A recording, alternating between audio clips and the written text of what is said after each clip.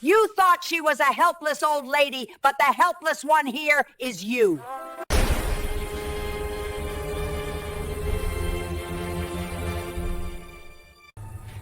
You broke into the wrong house, you idiot! That was your biggest mistake! Poor thing, he's so weak. Help! This old lady is crazy! Yay! What happens when a hardened criminal breaks into the wrong house and faces a grandmother who spent 3 decades hunting the world's most dangerous people? Picture this. A quiet evening in Asheville, North Carolina.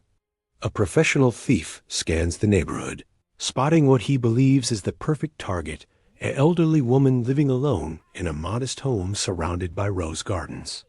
He's done this 100 times before. Breaking in? Easy. Intimidating a defenseless senior? Even easier. But tonight, everything he knows about fear, control, and survival is about to be shattered into a million pieces. Because the woman watering those roses isn't just any grandmother.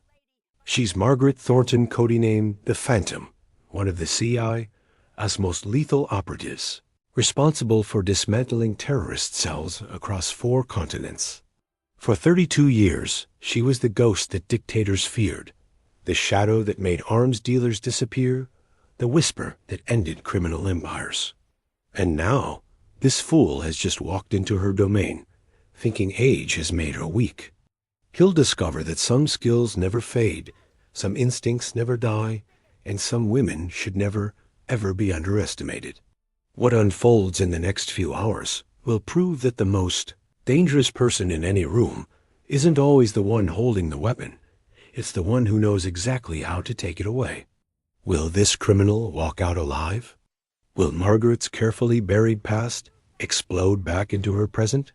And what dark connection binds these 2 strangers together in a twisted game neither expected? Stay with us, because what you're about to witness will redefine everything you thought you knew about strength, survival, and the price of underestimating someone based on their age. Margaret Thornton's fingers worked gently through the soil of her rose garden as the late afternoon sun painted Asheville's mountains in shades of amber and gold. At 68 years old, with silver hair pulled back in a practical bun and reading glasses perched on her nose, she looked every bit the retired schoolteacher her neighbors believed her to be. The autumn air carried the sweet scent of her prize-winning roses, the same flowers that had won her 3rd place at the county fair just last month.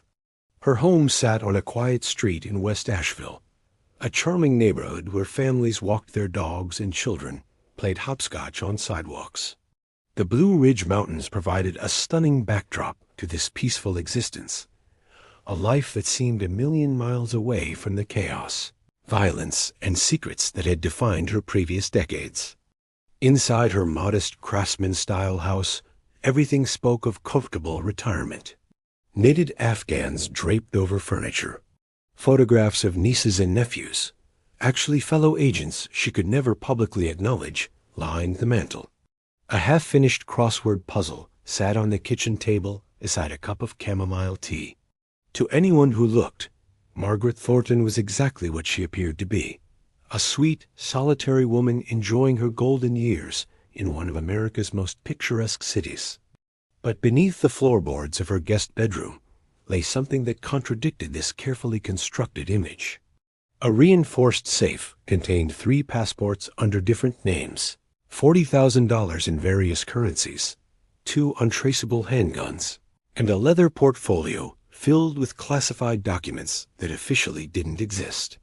These were the only remaining traces of the Phantom, the operative who'd spent 3 decades in the darkest corners of international espionage. Margaret had retired 5 years ago after a mission in Prague went sideways. Not because she'd failed, she never failed, but because she'd watched a young agent, barely 26 years old, take a bullet meant for her. The girl survived, but something in Margaret broke that night. She'd realized she was tired. Tired of the lies, the deaths, the impossible choices between bad and worse. So she'd cashed in every favor, pulled every string, and disappeared into the one thing she'd never had, a normal life. Asheville had welcomed her with open arms. She joined a book club, volunteered at the local library, learned to actually bake, not just use baking as a cover story for meetings with assets. For 5 years, she'd almost convinced herself that Margaret Thornton, the grandmother who made excellent apple pie, was her real identity. That the phantom had been someone else entirely. As twilight deepened, Margaret gathered her gardening tools and headed inside. She washed her hands at the kitchen sink, watching through the window as streetlights flickered on one by one. Her neighbor, Mrs. Chun, waved from across the street while bringing in her trash cans. Margaret waved back, smiling. She moved through her evening routine with the same precision that had once helped her navigate hostile territories, locking doors, drawing curtains, setting the security system, an upgraded model far more sophisticated than anything her neighbors owned, though it looked perfectly ordinary. Old habits, she told herself. Just old habits. Margaret settled into her favorite armchair with a mystery novel, a glass of wine, and soft jazz playing from her vintage record player. The protagonist in her book was hunting a killer through the streets of London. She smiled wryly. If the author only knew how unrealistic their depiction of intelligence work actually was. At 10:30, she marked her page, rinsed her wine glass, and headed upstairs to bed. She changed into comfortable pajamas, completed her skincare routine, and slid between crisp cotton sheets. Through her bedroom window, she could see the mountains silhouetted against a star-filled sky. Peace. This was peace. But 3 blocks away, someone was watching her house through binoculars. His name was Victor Kozlov, and he'd spent the last week studying the neighborhood. The old woman had a pattern. Lights out by 11. No visitors after 8. No security cameras visible outside, or so he thought. She lived alone, far from family. Perfect target. Perfect score. Victor wasn't some street-level junkie looking for electronics to pawn. He was a professional man with 17 successful burglaries across 5 states, a specialist who targeted elderly residents in affluent areas. Asheville's growing reputation as a retirement destination had drawn him here like a shark to blood in the water. He'd researched Margaret Thornton carefully. Property records showed she'd paid cash for the house 5 years ago. No mortgage. That meant money, probably savings hidden somewhere inside. Old people didn't trust banks, he'd learned. They kept cash in cookie jars, under mattresses, in shoeboxes in closets. Easy pickings. Tonight was the night. The weather forecast predicted rain around midnight, perfect for covering any noise. The street had no late-night foot traffic. Her closest neighbors were a young couple who both wore earbuds constantly, and an elderly man who was half-deaf. By the time anyone realized something was wrong, Victor would be 3 states away. At 11:15, Margaret's lights went out. Victor waited another 45 minutes, watching for any movement, any signs of wakefulness. Nothing. The house sat dark and still, just another sleeping residence on a quiet street. At midnight, he made his move. Victor approached from the back, cutting through the neighbor's yard with practiced silence. He'd worn dark clothes, soft-soled shoes, and gloves. His lockpick set had gotten him through hundreds of doors. The back door of Margaret's house would be no different. What Victor didn't know, what he couldn't possibly know, was that the moment his shadow crossed the property line, silent alarms began transmitting to a receiver in Margaret's bedroom. Technology she'd installed herself, military-grade equipment disguised as ordinary home security. Upstairs, Margaret's eyes opened. Not grudgingly, not confused. Instantly awake, instantly alert. The small device on her nightstand pulsed red. Perimeter breach. Backyard. One individual. Her heart rate didn't spike. Her breathing remained steady. This was the woman who'd once infiltrated a warlord's compound with nothing but a fake passport and a smile. A home invader was child's play. She moved silently to her closet, retrieving items hidden behind hanging clothes, a tactical flashlight, a taser disguised as a phone, and from the false bottom of her jewelry box, a ceramic knife that would never trigger a metal detector. Not that it mattered here, but old preferences died hard. Margaret positioned herself in the shadows at the top of the stairs, her body instinctively falling into a combat stance she'd practiced 10,000 times. Every sense heightened, every muscle remembered. Downstairs, Victor successfully picked the lock. The door swung open silently. She'd oiled those hinges just last week, ironically making his entry easier. He stepped into the kitchen, his flashlight scanning the space. Clean, organized, nothing of immediate value, except maybe the laptop on the counter. He'd take that on his way out. He moved toward the living room, his flashlight dancing across family photos, modest furniture, and shelves full of books. Where did old ladies hide their money? Bedroom, probably. Or maybe a home office.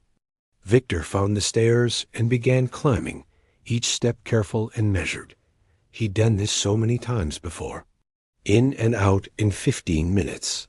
The old woman would sleep through the whole thing, probably wouldn't even discover the theft until morning. He reached the top of the stairs, turning toward what he assumed was the master bedroom. His flashlight illuminated the hallway, and that's when he saw her, standing perfectly still in the shadows.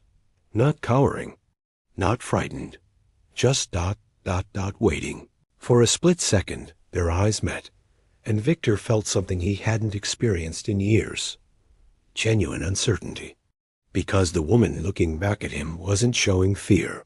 She was showing calculation. "You've made a terrible mistake," Margaret said quietly, her voice steady and cold. Victor laughed, though it sounded more nervous than he intended.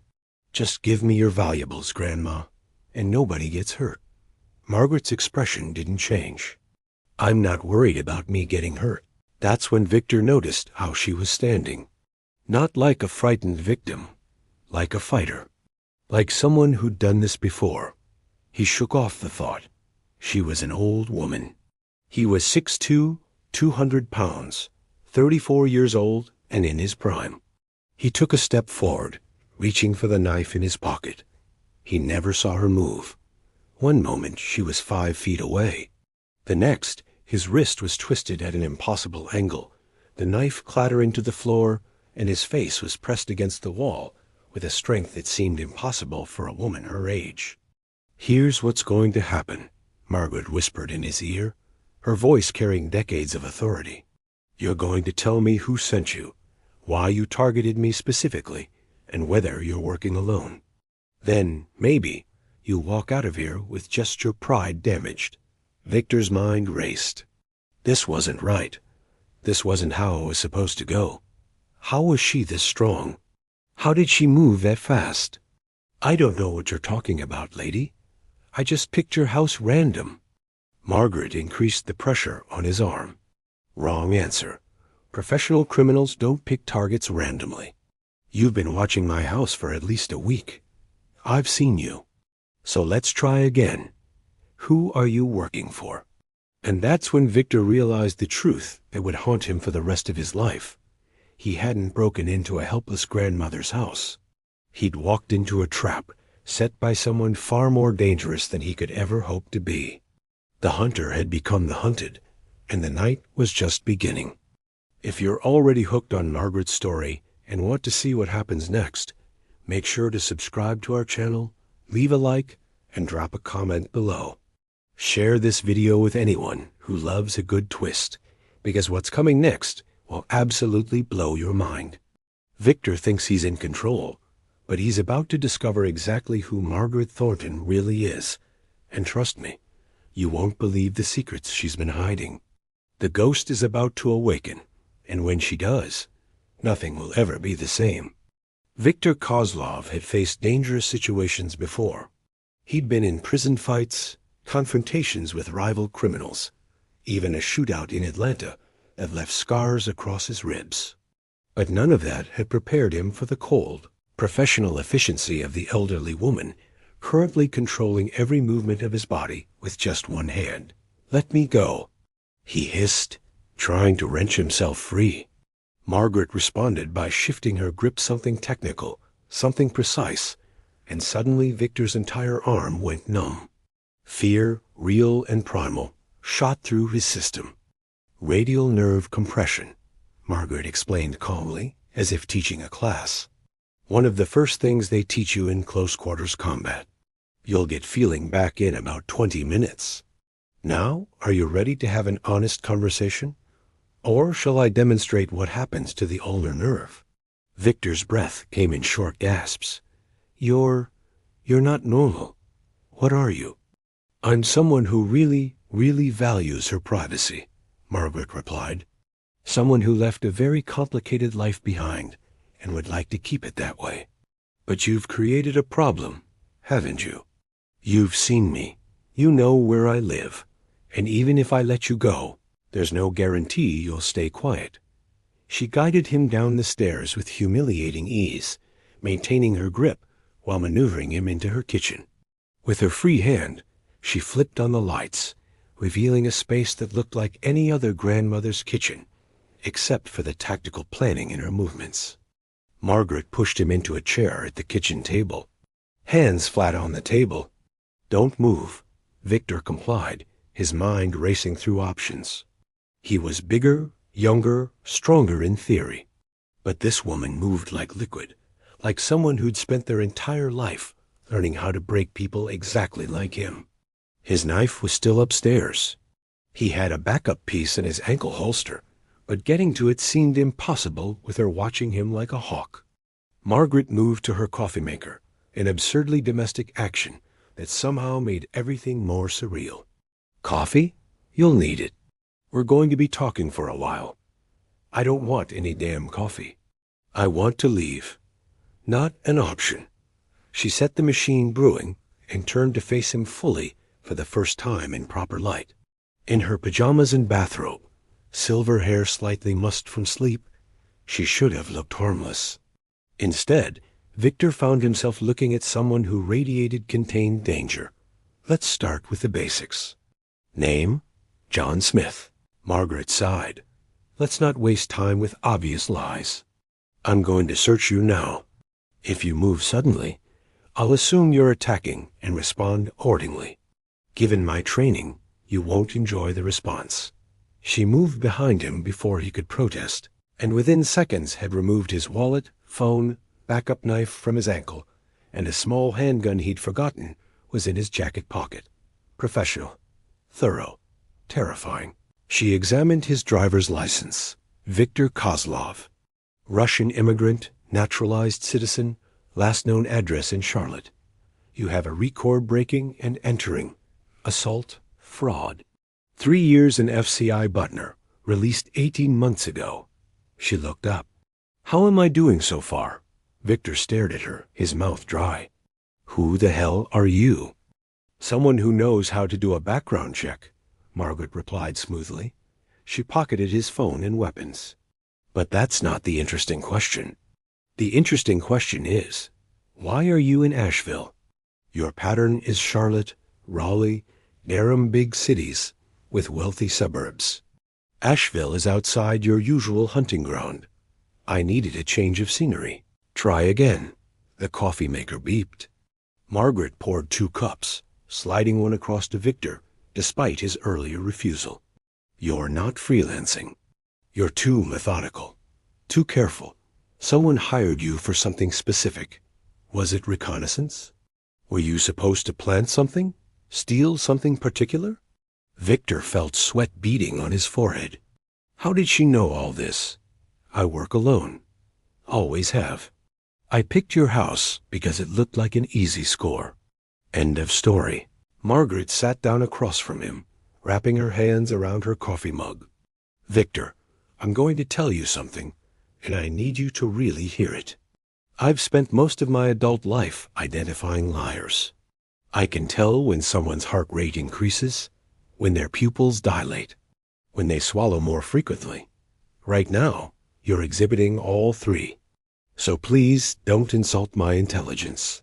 She took a sip of coffee, her eyes never leaving his face. Here's what I think happened. Someone found out that Margaret Thornton lives in this house. Someone who knows that Margaret Thornton isn't just a retired librarian who bakes cookies for the neighborhood potluck. Someone who knows what I really am. Victor's eyes widened fractionally, a tell he couldn't control. Margaret smiled, but there was no warmth in it. Ah, so I'm right. Someone sent you. The question is who? I don't know what you're talking about. Then let me help you remember. Margaret stood and walked to her refrigerator, pulling out what looked like a normal apple. Except when she twisted it, the top came off, revealing a small USB drive hidden inside. Do you know what's on this? Names, dates, operations that never officially happened. People who would very much like this information to disappear, and the person who has it. She held it up to the light. I kept it as insurance. As long as I'm alive and quiet, everyone's secrets stay buried. But if someone's coming after me, that changes things. That means someone's decided I'm a loose end that needs tying off. Victor's resolve cracked. Look, I really don't know anything. This guy, he approached me 3 weeks ago in Charlotte. Said he'd pay me $50,000 just to get into your house and take photographs of any documents I found. Especially anything that looked official or old. That's it. I swear. What guy? Name, description, everything. He called himself Miller. White guy, 50s, silver hair, military build. Spoke with a slight accent, German maybe. He knew about my record, knew I needed money. Said it was an easy job, in and out, nobody gets hurt. Margaret's expression darkened. Miller. That's not his real name, but I think I know who you're talking about. She sat back down, her mind racing through possibilities. He works for a private contractor, a cleaner. Someone hired him to verify whether I still have certain information, and if so, to eliminate the problem. Eliminate? Victor's voice cracked. Kill me, Victor. Someone wants me dead. Margaret said it matter-of-factly, as if discussing the weather. And you just gave them confirmation that I'm here, that I'm alone, and that I might still have documentation they want destroyed. Victor felt sick. I didn't know. I swear to God, I didn't know it was a hit. Of course you didn't.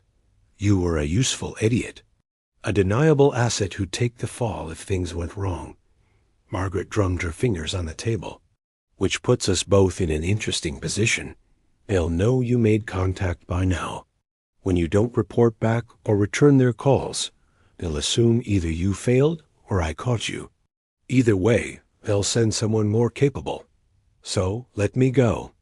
I'll disappear. I won't say anything. And they'll find you in a week and kill you to tie up loose ends. Margaret shook her head. No, Victor. You're in this now, whether you like it or not. The only question is whether you survive it.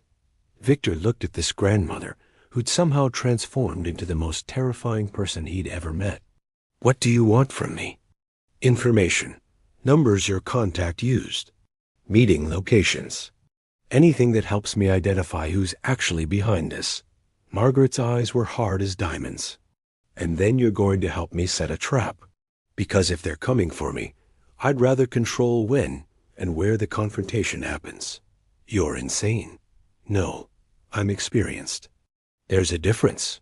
Margaret stood up. Come on, we have work to do and not much time to do it.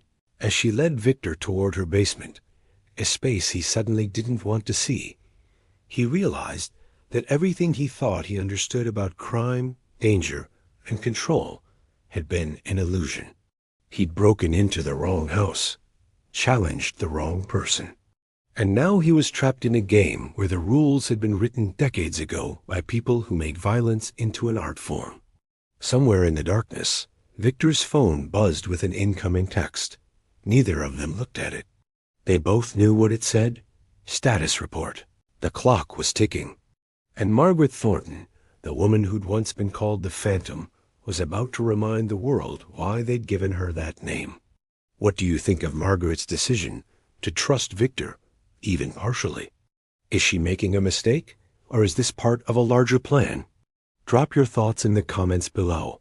We love hearing what you think as this intense story unfolds. Margaret's basement looked nothing like Victor expected. No torture equipment. No weapons arsenal. Instead, he found himself in what appeared to be a perfectly ordinary finished basement comfortable couch. Entertainment center, storage boxes neatly labeled, Christmas decorations, and winter clothes. Except, Margaret walked directly to a section of wall covered by a bookshelf and pressed 3 specific spots in sequence. The entire unit swung inward, revealing a room that absolutely did not belong in a grandmother's house. Computer monitors lined one wall, currently dark. A secure communications array that looked military-grade occupied a corner desk, and on the opposite wall hung something that made Victor's blood run cold. Photographs, newspaper clippings, and documents connected by red string, like something from a detective's conspiracy board. Faces of men and women, locations marked with pins, dates spanning 3 decades. "Welcome to my real retirement," Margaret said dryly, flipping on lights that illuminated the space in harsh fluorescent white. "This is what 32 years of service buys you. A paranoid safe room and enough dirt on powerful people to start a small war." Victor stared at the wall. Some faces he recognized from news reports. Politicians, business moguls, diplomats. Others were unfamiliar, but looked equally dangerous. Your CIA was past tense. Though as you're learning, the past never stays buried as well as we'd like. Margaret moved to one of the monitors and powered it up. "Sit. We need to go through everything about your contact. Every detail, no matter how small." As Victor sank into the offered chair, Margaret opened a file on her computer that contained a dossier on him, complete with surveillance photos from the last week, license plate information on his car, and even records of his phone calls. "You've been watching me," he said, incredulous. "I've been watching everyone who pays unusual attention to my house. Old habits." She pulled up another window, showing video footage of a man in a suit meeting Victor in a Charlotte parking garage. "Is that Miller?" Victor nodded, feeling increasingly like he'd fallen into a reality where he was the amateur and everyone else was playing 3-dimensional chess. Margaret enhanced the image, running it through facial recognition software. "Interesting. The beard is new, but I know this man. His real name is Klaus Richter. German intelligence, then private sector after the wall fell. Last I heard, he was working for Sentinel Solutions, a military contractor that does jobs governments won't officially acknowledge. So who hired him?" "That's what we need to find out." Margaret pulled up another file, this one containing coded emails and intercepted communications. "Someone from my past is getting nervous. Someone who thinks I might talk, might release information, might become a liability." She stood and walked to the wall of photos, running her finger along a specific thread. "I was operational from 1987 to 2020, 33 years of missions that officially never happened. I've run agents in Moscow, Beijing, Tehran, Caracas. I've stopped terrorist attacks before they made the news. I've eliminated targets whose deaths were blamed on heart attacks or accidents." Victor found himself leaning forward despite his fear. This woman, who'd served him coffee upstairs, was describing a life of systematic violence carried out in the shadows. "But my last mission," Margaret continued, her voice dropping, "that's where everything changed." She tapped a photo of a young woman with dark hair and fierce eyes. Her name was Sarah Chun, 26 years old, recruited out of Berkeley because she had a gift for languages and an even better gift for reading people. I was supposed to train her, guide her through her first deep cover operation in Prague. Margaret's hand trembled slightly, the first sign of genuine emotion Victor had seen from her. "We'd infiltrated a weapons smuggling network. Russian oligarchs selling stolen military tech to the highest bidder. Sarah's cover was perfect. She'd gotten closer to the operations leader than any of our other assets.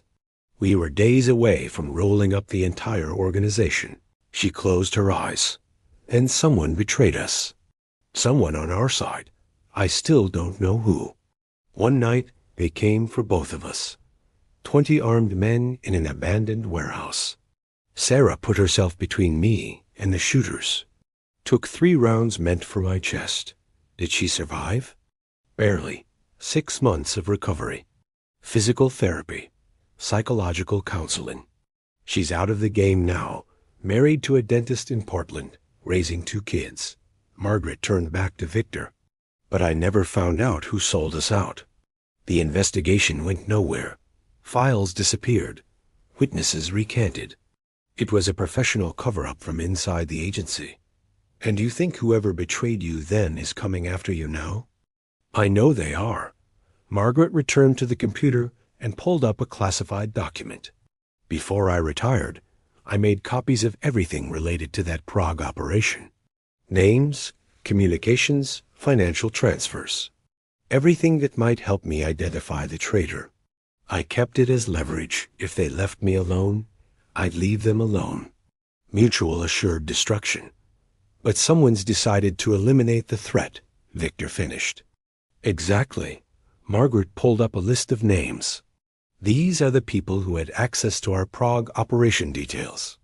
High-level CIA officials, NSA liaisons, 2 senators on the Intelligence Committee, and several contractors like Sentinel Solutions, who provided logistical support. She highlighted 5 names. These 5 are the most likely candidates. All of them have since moved into extremely lucrative positions in the private sector or government. All of them would face prison or worse if their involvement in selling intelligence came to light. Victor studied the names. One he recognized immediately, Senator Richard Blackwood, currently running for president. Another was Catherine Voss, CEO of a defense contractor worth billions. The other 3 were less famous, but clearly powerful. A former deputy director of national intelligence, a State Department veteran, and a retired Army general. Any one of them could have hired Richter, Margaret said. Any one of them would have the resources to make both of us disappear without a trace. So what do we do? Margaret smiled a predator's smile. We do what I've always done. We turn their strengths into weaknesses. They think I'm vulnerable because I'm alone and retired. They think you're just a disposable criminal. What they don't realize is that we're both people with nothing left to lose, which makes us extremely dangerous. She pulled out Victor's phone, which had been buzzing periodically with messages from Richter.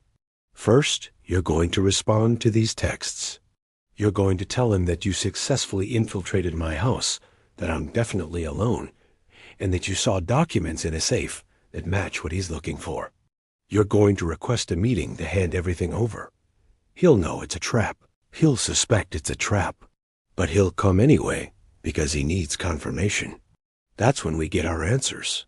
Margaret loaded ammunition into a handgun Victor recognized as a Sig Sauer P226, a weapon favored by Special Operations Forces.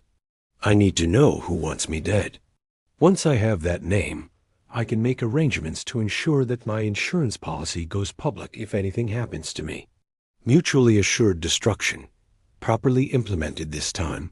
Victor watched her move with military precision. You've done this before. Set traps. Hunted people. For 3 decades, Victor. I was very, very good at it. She looked at him directly. Which brings me to a question you need to answer honestly. When this is over, assuming we both survive, what happens to you? Do you go back to breaking into old people's homes? Or do you decide to be someone different? The question hung in the air between them. Victor had never thought about his life in those terms. He'd been a criminal because it was easy, because he was good at it, because the alternative meant minimum wage and pretending to care about normal things. But sitting in this basement, watching a grandmother load weapons and plan tactical operations, he suddenly felt the crushing weight of wasted potential. I don't know, he admitted quietly. Margaret nodded, as if she'd expected that answer. Fair enough. Survival first, existential crisis later. Now, let's compose that text message to Richter. We need to make it convincing enough that he shows up. but not so perfect that he smells a setup. As they worked together, the criminal and the spy, Victor realized he was seeing something most people never witnessed. The moment when someone decided that running was over, that hiding was finished, and that the only path forward was through direct confrontation with the demons of the past. Margaret Thornton had retired from the CIA 5 years ago, but the Phantom? The Phantom was about to make one final appearance, and God help anyone who stood in her way. Upstairs, the grandfather clock in Margaret's living room chimed 3 a.m. In 12 hours, Klaus Richter would arrive for what he thought was a simple handoff. What he'd find instead was a reckoning 30 years in the making. And somewhere in Washington, D.C., someone powerful was about to discover that the ghost they'd tried to bury was very much alive and coming for them. Thank you so much for staying with this story all the way to this point. If you're still watching, you know this isn't just any ordinary tale. This is something special. The best is absolutely yet to come, and I promise you won't want to miss what happens when Margaret and Victor finally face Klaus Richter. Trust me, the confrontation ahead will be worth every second. The abandoned textile mill on Asheville's outskirts had been chosen carefully. Industrial, isolated, with multiple exit points, exactly the kind of location someone like Klaus Richter would approve for a clandestine meeting. Victor had sent the text 12 hours earlier. Got what you need. Meet at Old Riverside Mill, 3 p.m. Come alone. Payment on delivery. Richter's response had been characteristically brief. Agreed. Now, as the autumn sun filtered through broken windows onto rusted machinery and debris-strewn floors, Margaret and Victor waited in positions they'd carefully prepared throughout the morning. Margaret had insisted on arriving 6 hours early. Rule number 1, she'd explained while setting up surveillance equipment: never let your opponent control the battlefield. We know this space. He doesn't. That's our only advantage. She'd positioned tiny cameras at each entrance, all feeding to a tablet Victor held in what used to be the building's administrative office. Margaret herself had taken position in the mill's upper level, with clear sightlines to the main floor below. Her Sig Sauer rested comfortably in her hand. She hadn't fired a weapon in anger for 5 years, but her hands remembered everything. Victor, for his part, was terrified and trying desperately not to show it. He'd agreed to be the bait to stand in the open on the main floor, visible and vulnerable, while Margaret provided overwatch. What if he just shoots me the second he sees me? He'd asked. He won't, Margaret had assured him. Not immediately. He needs to verify you actually have what he came for. That gives us maybe 60 seconds to control the situation. After that ... double quotes, she hadn't finished the sentence. She hadn't needed to. At 2:47 p.m., Victor's tablet beeped softly. Movement at the east entrance. A figure entering carefully, professionally, checking corners and angles with practiced efficiency. Klaus Richter was exactly as Margaret remembered from the surveillance photo, but seeing him in person triggered memories she tried to suppress. She'd crossed paths with him twice during the Cold War years, once in Berlin, once in Prague. He'd been KGB then, one of their best field operatives. Smart, ruthless, and absolutely loyal to whoever was currently signing his paychecks. Richter moved into the main floor space, his eyes finding Victor immediately. "You're alone?" He called out, his German accent still present despite decades in America. "As requested," Victor replied, trying to keep his voice steady. "You have my money?" "Show me what you found first." Richter approached, but stopped 20 feet away close enough to talk. Too far for Victor to try anything physical. Professional distance. "You said documents from a safe. Where are they?"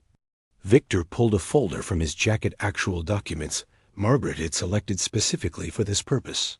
Enough legitimate-looking material to be convincing. Nothing that would actually compromise operational security. It's all here. Names, dates, communications from something called Operation Nightfall. Richter's expression flickered, just for a moment, but enough. Operation Nightfall. That had been the Prague mission. The one where Sarah Chung took bullets meant for Margaret. The one that someone inside the CIA had deliberately sabotaged.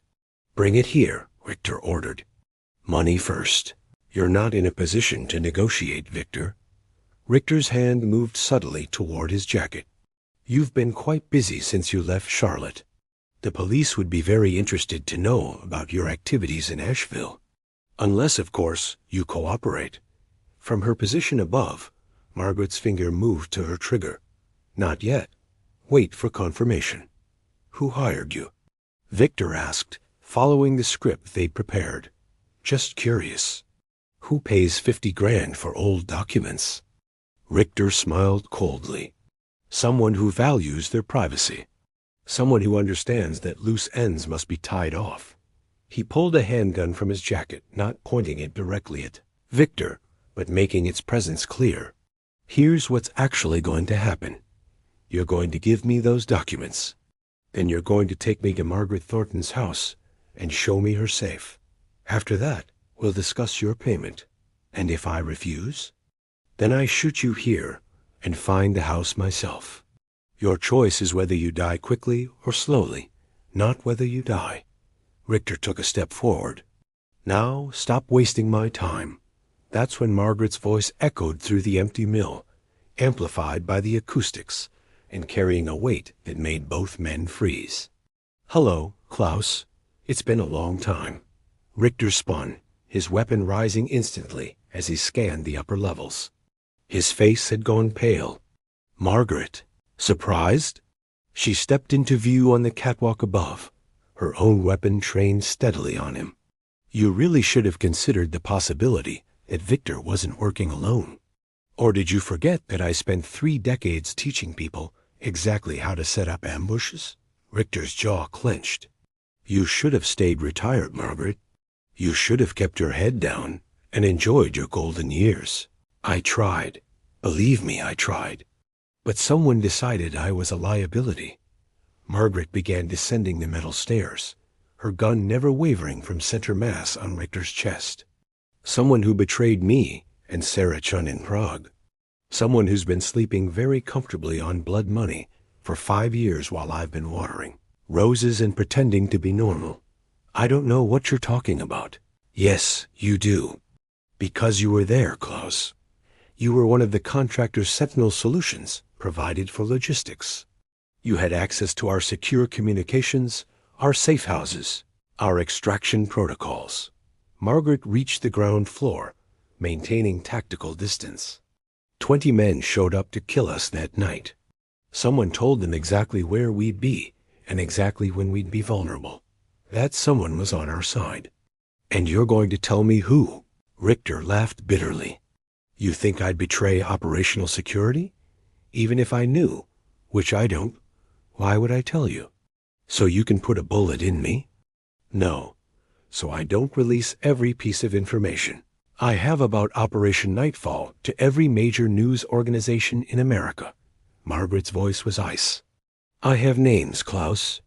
Communications. Financial transfers showing exactly who got paid and how much. I know that someone in the CIA sold us out to Russian intelligence. I know that Sarah Chun almost died because someone needed to tie up loose ends.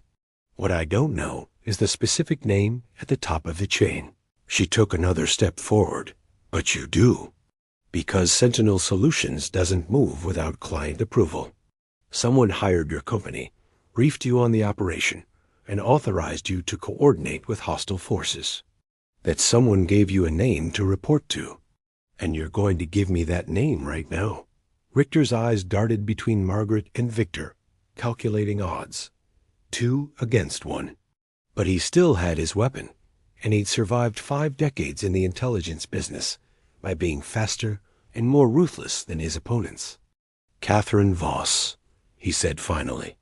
CEO of Titan Defense Systems now, but back then she was Deputy Director of Operations at the CIA. She's the one who orchestrated everything. Margaret's breath caught. Catherine Voss. They'd been friends once, decades ago. Had trained together at the farm.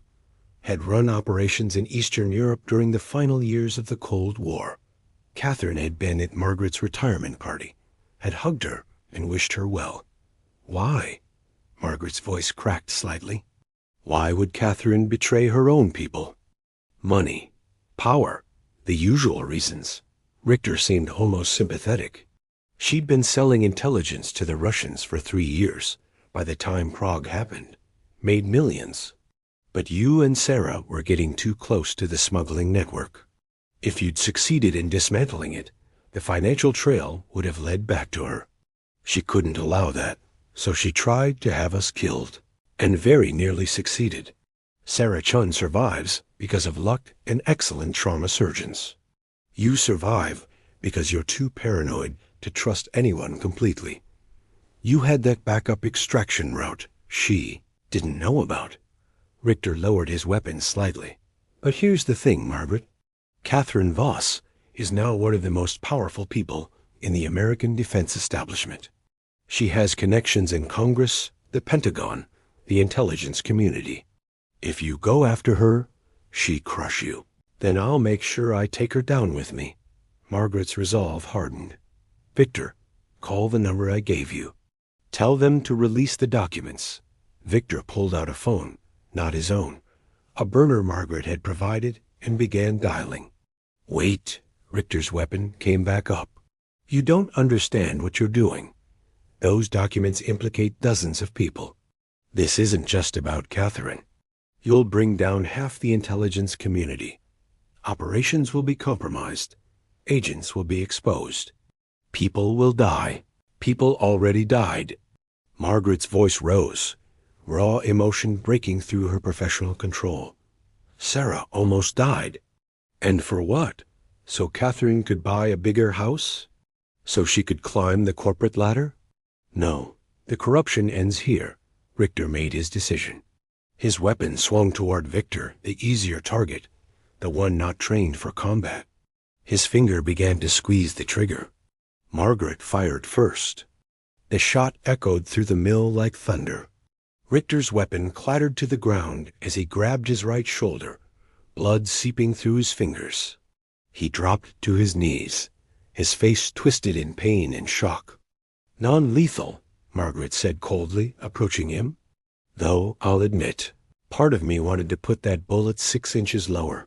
She kicked his weapon away and secured his hands with zip ties produced from her jacket pocket. You're going to live, Klaus. You're going to testify.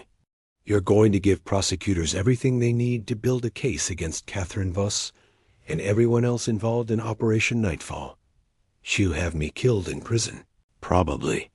But that's your problem, not mine. Margaret pulled out her own phone. FBI is already on their way. I contacted them this morning with enough preliminary evidence to warrant immediate investigation. By tonight, Catherine Voss will be in custody. By next month, she'll be facing federal charges. And by next year, she'll be in a cell right next to yours.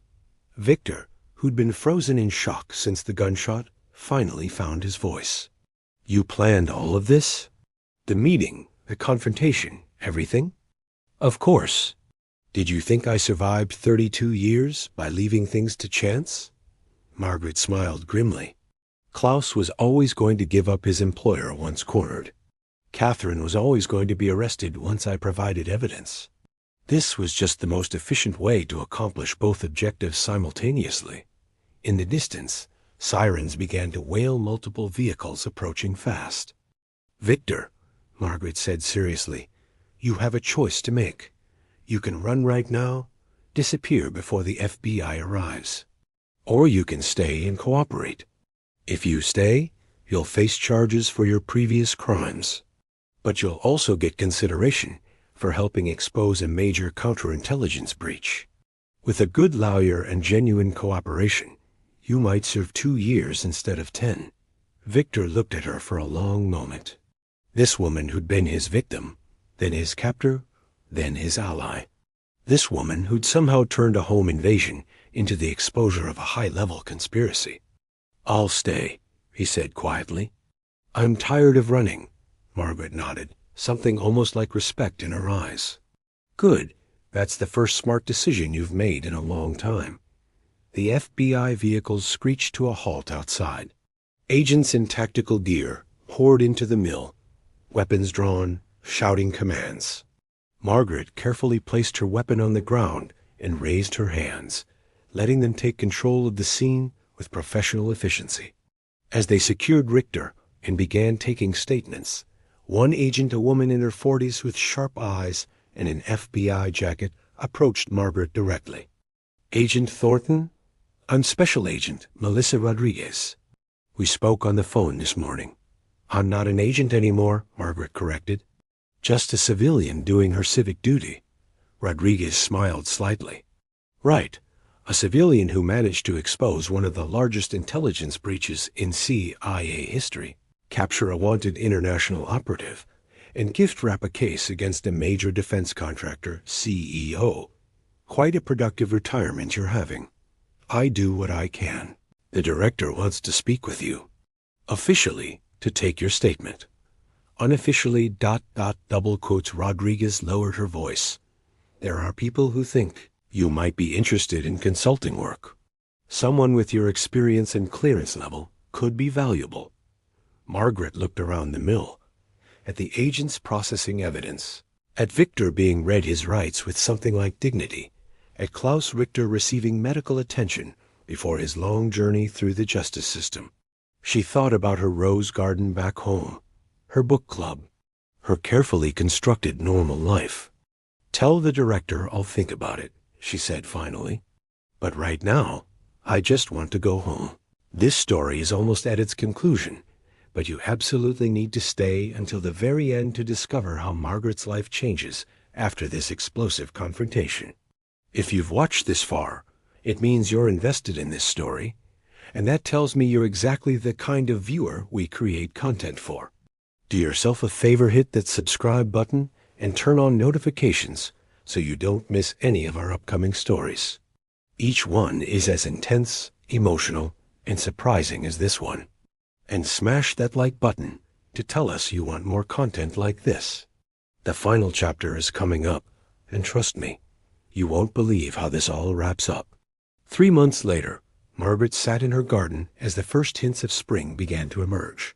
The rose bushes were budding, promising spectacular blooms in a few weeks. The morning sun was gentle on her face, and a cup of coffee steamed gently on the small table beside her chair. Her phone rang. She glanced at the caller ID and smiled before answering. "Sarah, how are you? How are the kids?" "We're wonderful," came the warm voice of Sarah Chun from the other end. "Emma lost her first tooth yesterday, and Michael made the soccer team. But Margaret, I saw the news. Catherine Voss. I can't believe. After all these years, ... double quotes. Believe it," Margaret replied. "She pled guilty last week. 25 years minimum. No possibility of parole. Klaus Richter testified in exchange for a reduced sentence. He'll be out in 15 if he behaves." And the investigation uncovered 6 other compromised officials. They're calling it the biggest counterintelligence cleanup in decades. You did that. You finally got justice for what happened to us. We got justice. You survived, Sarah. You rebuilt your life. That took more courage than anything I did. Margaret's voice softened. "How are you really doing? With all of this being public now?" There was a pause. "It's strange," Sarah admitted. "For years, I tried to forget Prague. Tried to just be a wife and mother, and pretend that whole part of my life never existed. But now that the truth is out there, now that people know what happened and why ... I don't know. I feel lighter somehow. Like I can finally stop hiding from my own history." "I know exactly what you mean." They talked for another 20 minutes about children and gardens and normal things that both of them had once thought they'd never experience. When Margaret finally hung up, she felt something she hadn't felt in 5 years. Genuine peace. Her neighbor, Mrs. Chun, waved from across the street. "Margaret, are you coming to book club tonight? We're discussing that mystery novel you recommended. Wouldn't miss it." Margaret called back. As if summoned by the promise of normalcy, a car pulled up in front of her house. Margaret recognized it immediately, a government vehicle, unmarked, but obvious to anyone who knew what to look for. Special Agent Melissa Rodriguez stepped out, accompanied by a man Margaret didn't recognize.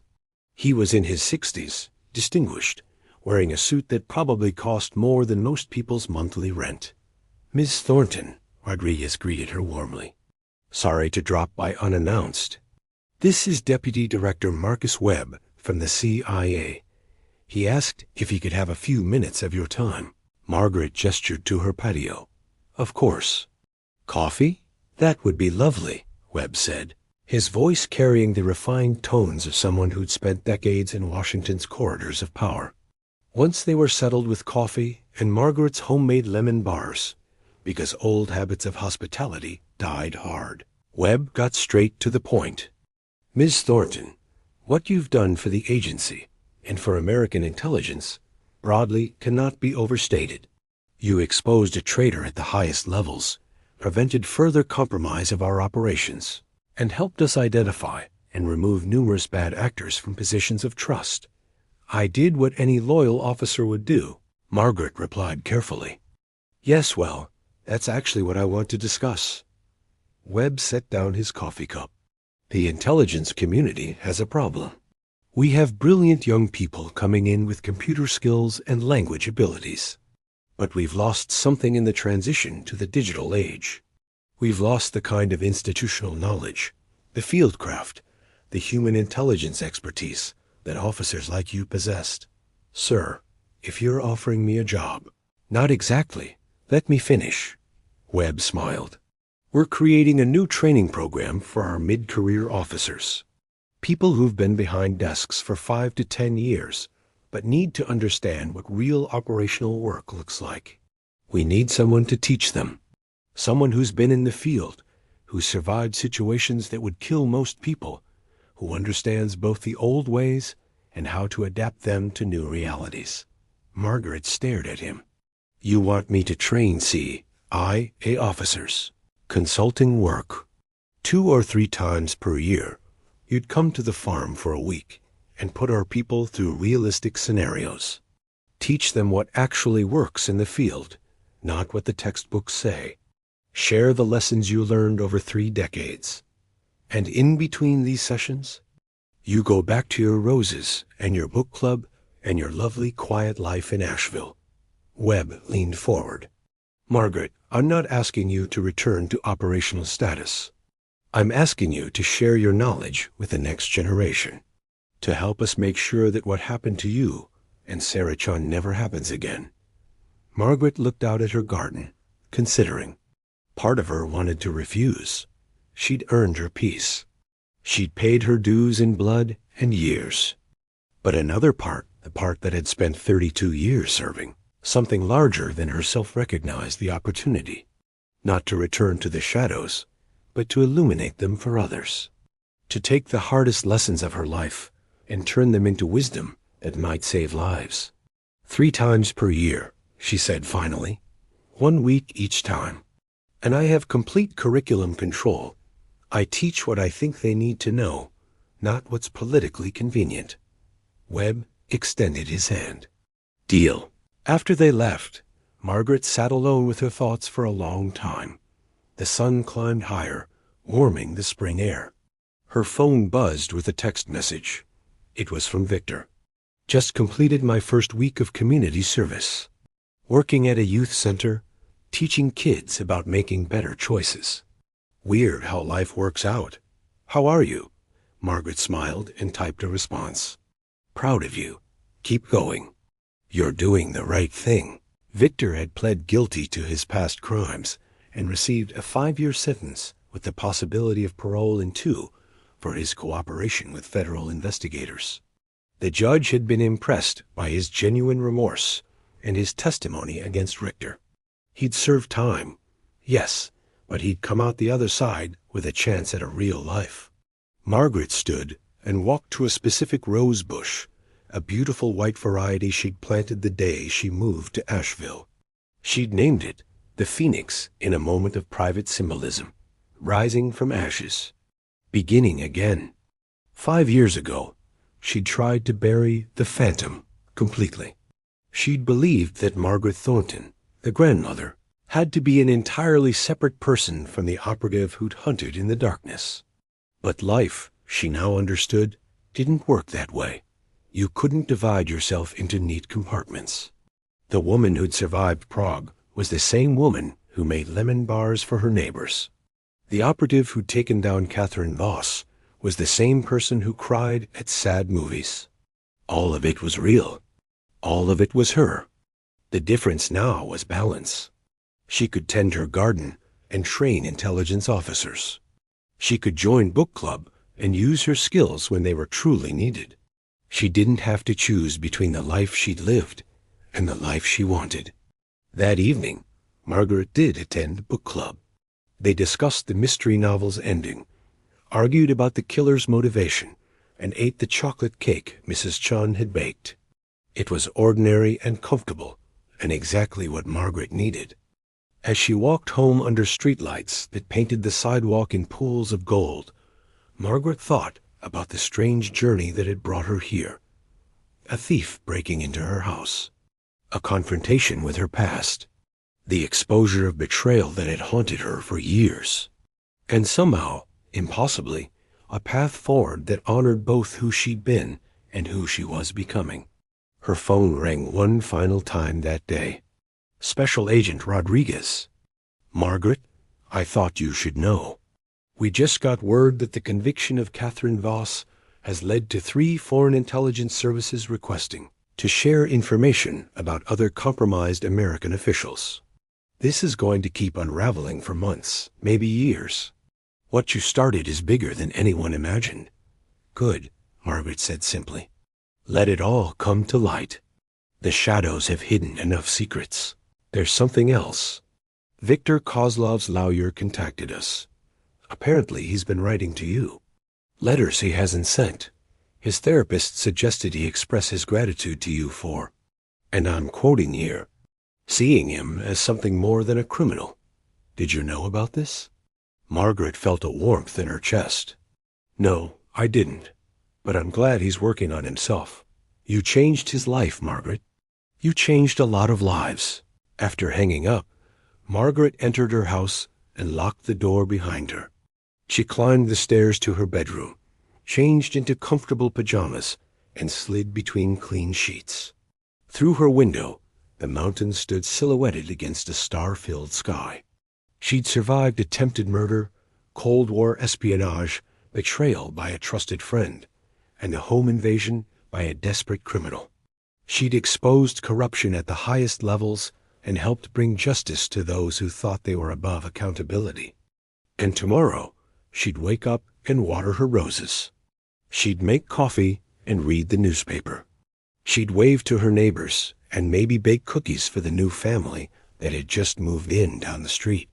Because that was the thing about being Margaret Thornton, retired CIA operative known as the Phantom. She could be dangerous when necessary, gentle when possible, and always completely herself. The thief who challenged AC, a grandmother, had indeed paid a price. But in paying it, he'd found something unexpected, a chance at redemption. And Margaret had found something too, proof that you could honor your past without being imprisoned by it, that you could be both the warrior and the gardener, that you could finally, truly come home. As sleep claimed her, Margaret's last thought was simple and profound. Peace wasn't the absence of conflict. Peace was knowing you had the strength to face whatever came next, and the wisdom to choose your battles carefully. She'd chosen hers. She'd won. And now, at last, she could rest, but not too deeply. Because somewhere in the world, there would always be threats to face, injustices to correct, and people who needed someone like her to stand up and say, no more. And when that call came, if it came Margaret Thornton, the woman who'd once been the Phantom would be ready. But for tonight, she was just Margaret, just a grandmother, just a woman who earned her peace and intended to enjoy every moment of it. The moon rose over Asheville, casting silver light across sleeping streets and peaceful homes. And in one of those homes, a woman who'd seen the worst of humanity and somehow maintained her faith in its better angels slept soundly, surrounded by the life she'd fought so hard to build. It was enough. It was everything. It was home. What an incredible journey we've been on together. Margaret Thornton's story reminds us that strength doesn't diminish with age, that our past shapes us without defining us, and that it's never too late to seek justice or offer second chances. Now we want to hear from you. What did you think of Margaret's story? Would you have made the same choices she did? Do you think Victor deserved a second chance? Most importantly, we want to know who you are. Please comment below with your name, what city and state you're watching from, and what you thought of this incredible story. We love connecting with our viewers from all over the country. If you enjoyed this story, don't forget to subscribe to our channel and hit that notification bell. We have so many more incredible, emotionally powerful stories coming your way, and you won't want to miss a single one. Give this video a like if Margaret's story moved you, and share it with someone who needs to hear a tale of courage, redemption, and never underestimating anyone based on appearances. And finally, don't click away just yet. We have another amazing story queued up for you right now. Just look at the screen. Your next incredible journey is waiting. Click on that video and continue exploring the extraordinary stories of ordinary people who did extraordinary things. Thank you for being part of our community. Thank you for watching. And remember, we all have more strength inside us than we know. Sometimes it just takes the right moment to discover it. Until next time, keep believing in the power of second chances, the importance of justice, and the truth that it's never too late to become who you were meant to be. See you in the next story.